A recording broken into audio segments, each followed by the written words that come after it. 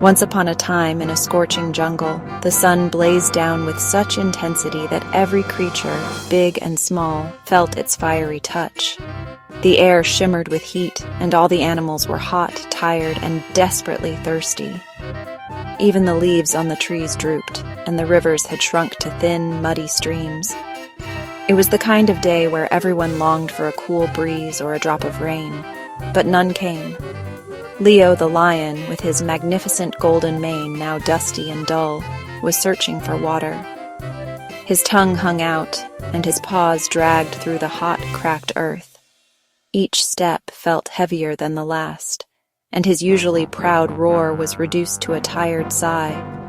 He could barely remember the last time he had a refreshing drink.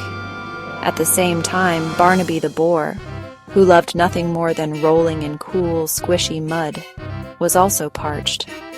His favorite mud patch was now dry and cracked, leaving him feeling uncomfortable and sad. He missed the feeling of cool mud on his skin and the joy of splashing about. Both animals, exhausted and longing for relief, dreamed of the same thing: a cool, sparkling drink from the last little waterhole left in the jungle. In their minds, they could almost taste the fresh, clear water and feel it washing away the heat and dust. As fate would have it, they both set off toward that very spot, determined to quench their thirst no matter what. Each was sure they would be the first to reach the precious water, and neither wanted to waste a moment. Neither knew the other was coming, and the jungle was so quiet that only the sound of their footsteps could be heard on the dusty ground. And that's where our story begins. On a day so hot that even the bravest animals were pushed to their limits, all because of a single precious waterhole. Leo and Barnaby arrived at the tiny waterhole at the exact same moment. The waterhole was only big enough for one, and both wanted to drink first. Leo puffed up, declaring, "I'm the king of the jungle. Kings go first." Barnaby snorted, "I'm thirstier. I should drink first." They glared, tails twitching and hooves stamping, each refusing to back down. "Step aside," Leo roared. "No, you step aside," Barnaby squealed. The sun beat down as their argument grew louder and sillier. Neither would give in. The water so close stayed untouched. Their tempers boiled over. Leo swiped, Barnaby dodged, and muddy water splashed everywhere. The peaceful waterhole quickly turned into a wild, slippery battleground, with both animals slipping and sliding in the thick mud. Each time Leo tried to get closer to the water, Barnaby blocked his way, snorting and stomping his hooves. The air was filled with the sound of splashes, grunts, and laughter, as neither could stay serious for long. Barnaby charged. Leo leapt, and soon they were tumbling and rolling, kicking up dust and leaves. Oinks and roars echoed as they wrestled, forgetting all about their thirst. The playful scuffle grew more and more chaotic, with both friends rolling over roots and bumping into bushes, their fur and manes getting messier by the second. It was hard to tell if they were fighting or just having the silliest playtime ever. The fight grew wilder, but neither could win. Exhausted, they finally stopped, panting and covered in mud and twigs. Their sides ached from laughing and wrestling, and they could barely catch their breath. For a moment, all was quiet except for their heavy breathing and the gentle ripple of the water nearby. They stared at each other from opposite sides of the waterhole, too tired to argue. The water still sat between them, untouched. Both realized how silly their fight had been, and how their stubbornness had left them just as thirsty as before.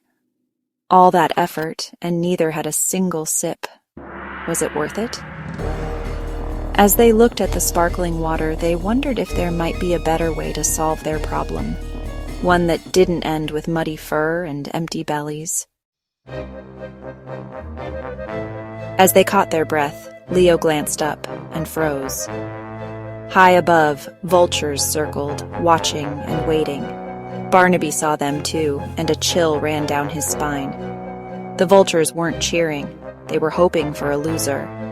Suddenly, the fight seemed foolish and dangerous. Leo and Barnaby realized they were both in trouble. "If we keep fighting, those vultures might get what they want," Leo said quietly. Barnaby nodded, fear replacing his anger. They weren't enemies. They were both just thirsty and tired. The fight was over. Suddenly, Leo had a bright idea. He looked at Barnaby and said, "Let's be friends, not food for vultures. Why waste our energy fighting when we could enjoy this day together?" Leo's words made Barnaby pause and think. The sun was shining, the water was cool, and there was no real reason to argue. Barnaby's frown turned into a big smile. "That's the best idea I've heard all day, Leo. I'd much rather have a friend than a fight." The other animals nearby nodded in agreement, happy to see peace instead of trouble. To show their new friendship, Leo and Barnaby politely offered the first drink to each other. They both laughed at how silly their argument had been and decided to drink together, side by side, as friends. Side by side, they lapped up the cool, refreshing water. It was the best drink ever, not because of the water, but because they shared it as friends. The pond seemed even more beautiful now that they were together. The disappointed vultures, who had been watching and hoping for a fight, realized there'd be no easy meal for them today. With a sigh, they flapped their wings and flew away, looking for trouble somewhere else. Leo and Barnaby splashed in the water and chatted about their favorite foods and adventures.